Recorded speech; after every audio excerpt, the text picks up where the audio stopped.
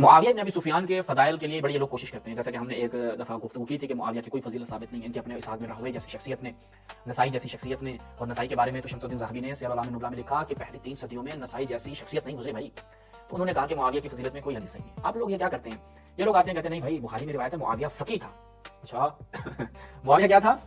فقیہ تھا۔ اب سوال یہ ہے کہ بھائی معاویہ جو آپ کہہ رہے ہیں فقیہ تھا، اب ہم انشاءاللہ اس کے اوپر آپ کی خدمت میں کچھ روایت رکھتے ہیں تو پتہ چلے گا کہ معاویہ صاحب فقیہ نہیں تھے، کیونکہ وہاں پر بھی ابن عبداللہ ابن عباس کا قول ہے۔ دوسری طرف جو عبداللہ بن عباس سے مشہور ہے وہ یہ کہ جناب معاویہ عبداللہ بن عباس کی نگاہ میں فقیہ نہیں گدھے تھے۔ اگر یہ توہین ہے تو آپ کے علماء نے کی ہے، اگر یہ توہین ہے عبداللہ بن عباس نے کی ہے، اگر یہ توہین ہے تو یہ ان روایات میں موجود ہے، ان کے خلاف آواز اٹھائیے، ہم فقط ایک ناقل ہیں۔ ملاحظہ فرمائیں الجزء الاول اس کی پہلی جلد میں رات کا وقت ہوا، اکرمہ کہتا ہے ہم ابن عباس کے ساتھ كنت مع ابن عباس عند معاویہ،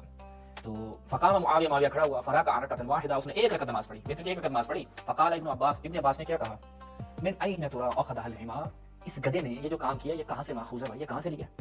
اب حمار کا مطلب ہوتا ہے گدھا، کسے کہا ہے جناب معاویہ کو؟ فیض الباری کس کی؟ انور شاہ کشمیری علی صحیح البخاری، تو یہاں پر بھی وہ کہتے ہیں عند تحاری فقام معاویہ فرکع رکعۃ واحدہ وقال ابن عباس من این ترى اخذ الحمار، اس گدھے نے اس کو کہاں سے لیا؟ فی التحدث عن ردود ابن ابی شیبہ علی ابی حنیفہ، محمد زاہد ابن الحسن الکوثری، محمد زاہد کوثری نہایت مشہور شخصیت، دو طرق سے صحیح طور پر یہ چیز واضح ہمیں ملتی ہے کہ جناب ابن عباس نے کیا کہا جب اس نے ایک رکعت نماز وتر کی پڑھی، قال من این اخذ الحمار، کہ اس نے یہ کہاں سے لیا ہے؟ نقل الاخبار فی تنقیح مبانی الاخبار فی شرح معانی الاثار، بدر الدین عینی حنفی المجلد الخامس، اس میں کیا کہتے ہیں، اسی روایت کو نقل کرتے ہیں،